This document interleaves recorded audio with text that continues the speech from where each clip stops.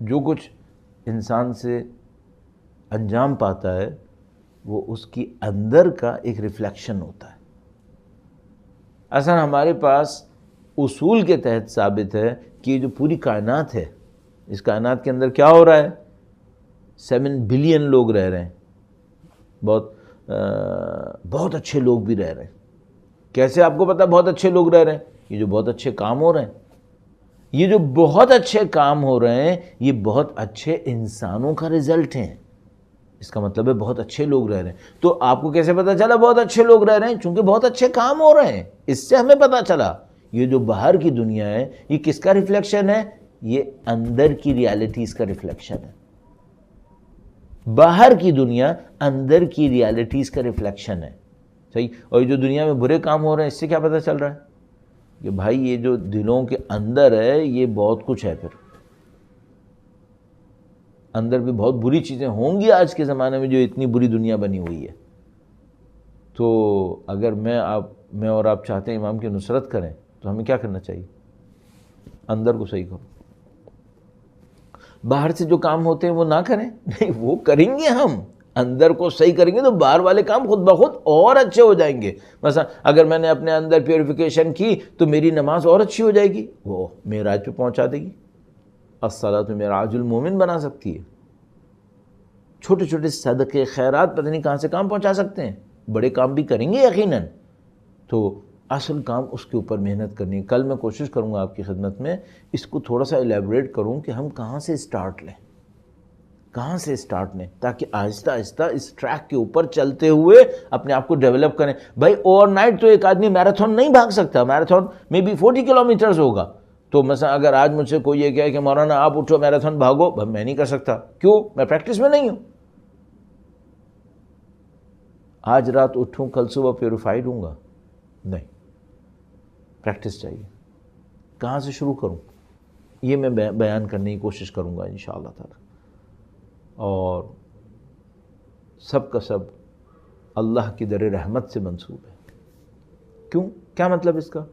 اس کا مطلب یہ ہے کہ یہ میری اور آپ کی کوششیں نہیں ہیں جو رزلٹ دیں گی اگر خدا کی توفیق نہ ہوئی. سب کا سب اس کی در رحمت پر ہے. ہم کوششیں کر سکتے ہیں، رزلٹ نہیں لا سکتے. البتہ یہ خدا ہے جو ہمیں کوششوں کی سعادت بھی دیتا ہے، توفیق بھی دیتا ہے، پھر ان کے نتائج بھی دے دیتا ہے. سب کچھ وہاں سے، ہر خوبی خدا سے. روایت میں ہے ہمارے پاس، جب بھی کوئی اچھا کام ہو، کوئی تمہاری تعریف کرے، تم نے اچھا کام کیا، فوراً بولو خدا نے کیا. خدا نے، میں نے نہیں کیا، خدا نے کیا. ہمیں کون ہیں؟ کون ہم؟ خدا نے کیا. سید الشہداء کی عزاداری کے لیے بیٹھے، الحمدللہ رب العالمین، لطف خدا ہے. گناہ کے لیے جا سکتے تھے، برائی میں لگ سکتے تھے. آپ اپنے اسی ٹائم کو کسی اور جگہ لگا سکتے تھے. لطف خدا ہوا، امام حسین کی یاد میں بیٹھ گئے. اور امام حسین کی یاد میں جو بیٹھے ہیں، ان قربانیوں کا صدقہ ہے جو علی اور اولاد علی نے دی. بڑی قربانیاں دی، بہت کچھ قربان کیا. انسان مختلف چیزوں سے اٹیچمنٹس بناتے ہیں. کوئی انسان اٹیچمنٹ بناتا ہے دنیا سے، کوئی بناتا ہے کسی اور چیز سے. اہل بیت اطہار علیہ السلام نے سب کا سب خدا کے لیے رکھا ہے،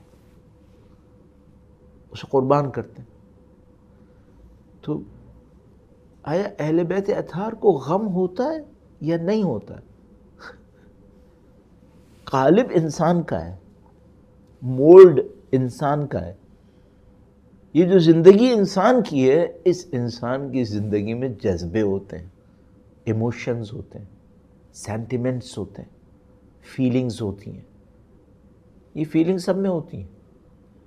ان کے اندر تو پرفیکشن پہ ہوتی ہیں. تو مثال کے طور پر بھئی میں بھی تو باپ ہوں، اپنی اولاد کو چاہتا ہوں. وہ بھی باپ ہیں، اپنی اولاد کو چاہتے ہیں. میرا چاہنا کتنا ہے؟ تھوڑا سا ہے، چونکہ میں ناقص ہوں. میں تو پرفیکٹ نہیں ہوں. ان کا چاہنا کتنا ہے؟ پرفیکشن کے لیول پر.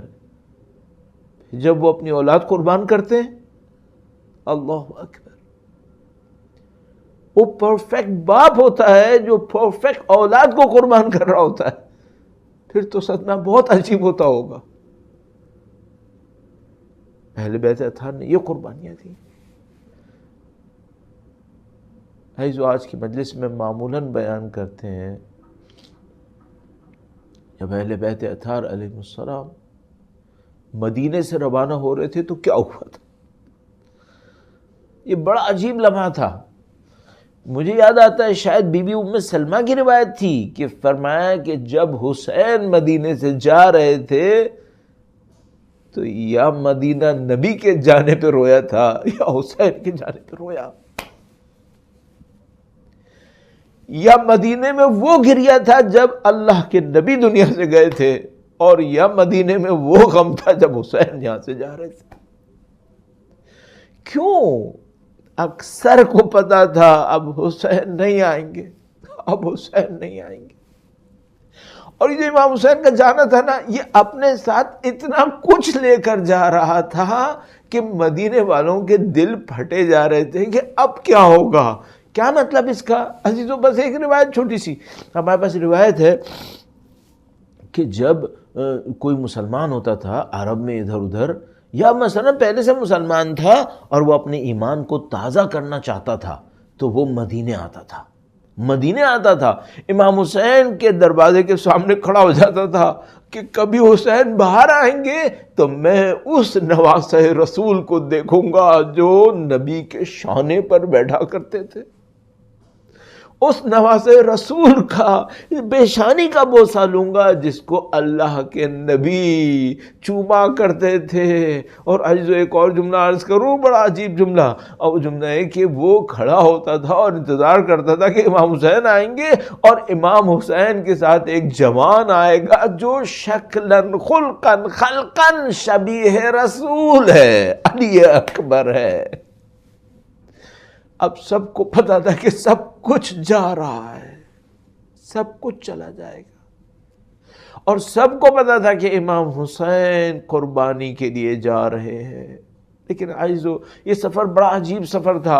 اس سفر کے اندر کچھ لوگ تو وہ تھے جو سب کو نظر آ رہے تھے کہ بھئی یہ عظیم الشان ہستیاں جا رہی ہیں. تو مثلاً سید الشہداء جا رہے تھے، حضرت علی اکبر جا رہے تھے، مولا ابو الفضل العباس تشریف لے جا رہے تھے، اور لوگ بار بار تعجب سے پوچھ رہے تھے کہ اے حسین، اے امام، آپ تو جا رہے ہیں، آپ خواتین کو کیوں لے کر جا رہے ہیں؟ عبداللہ بن عباس امام کے پاس آئے. سید الشہداء عبداللہ بن عباس کو چچا کہہ کے پکارا کرتے تھے.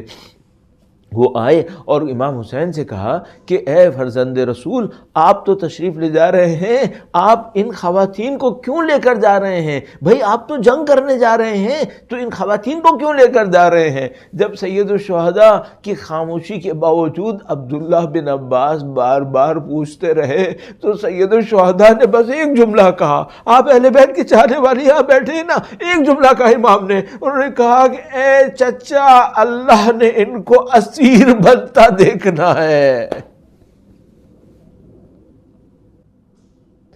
ان کو اسیر بنتا دیکھ رہا ہے. اب دیکھو کب امام حسین بتا رہے ہیں بی بی زینب سلام اللہ علیہا کی اسارت کو، بچوں کی اسارت کو.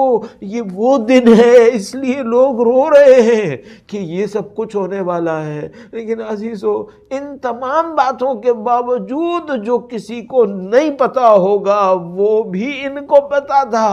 اور وہ جملہ بس ایک جملے میں خلاصہ کروں گا، اور آپ کی اس عبادت کو، آپ کی اس عزا کو، آپ کی ان گریوں کو خدا قبول فرمائے انشاءاللہ. ایک وہ وقت تھا کہ جب جوانان بنی ہاشم کھڑے ہو گئے اور بیویاں تشریف لا رہی تھیں، بنی ہاشم کی مخدرات عصمت و طہارت تشریف لا رہی تھیں، اور لوگ نظریں جھکائے کھڑے تھے. اور پھر ایک وہ دن آیا جب بی بی زینب مقتل کے سامنے اکیلی کھڑی تھی اور ایک ایک کو پکار رہی تھی. الا لعنت اللہ علی القوم الظالمین. وَسَيَعْلَمُ الَّذِينَ ظَلَمُوا أَيَّ مُنْقَلَبٍ يَنْقَلِبُونَ۔ پروردگار بحق بی بی زینب کبریٰ سلام اللہ علیہا، بحق شہدائے کربلا اے پاک پروردگار، اسی قلیل کو ناچیز کو اے پاک پروردگار خامیوں سے پر اس قلیل ہماری عبادت کو اپنی بارگاہ میں قبول فرما اے پاک پروردگار، بحق نبی اولاد نبی، بحق قرآن کریم، ان کی نورانیت سے ہمارے وجود کو منور فرما اے پاک پروردگار۔ تو دلوں کو جانتا ہے خدایا، تو ہماری لغزش و خطاؤں، ہماری خامیوں کو جانتا ہے پروردگار۔ تجھے واسطہ تیری در رحمت کا ہے پاک پروردگار، تیری غفاریت، تیری ستاریت کا واسطہ ہمارے اور ہمارے مرحومین کے، اور جو بھی یہاں پر سننے والے ہیں، جہاں کہیں بھی سن رہے ہو اور کبھی بھی سن رہے ہو پاک پروردگار، ان سب کے، ان تمام کے مرحومین کے تمام گناہان صغیرہ و کبیرہ کی مغفرت فرما خدایا، لطف فرما ہے خدایا۔ ہماری تمام تر کوتاہیوں کے باوجود سید الشہداء کی غم اور ان کی محبت کے صدقے میں ہمیں وقت کے امام کے ظہور کا دن دیکھنا، ان کی نصرت کی سعادت اور نصرت کی راہ میں شہادت نصیب فرما۔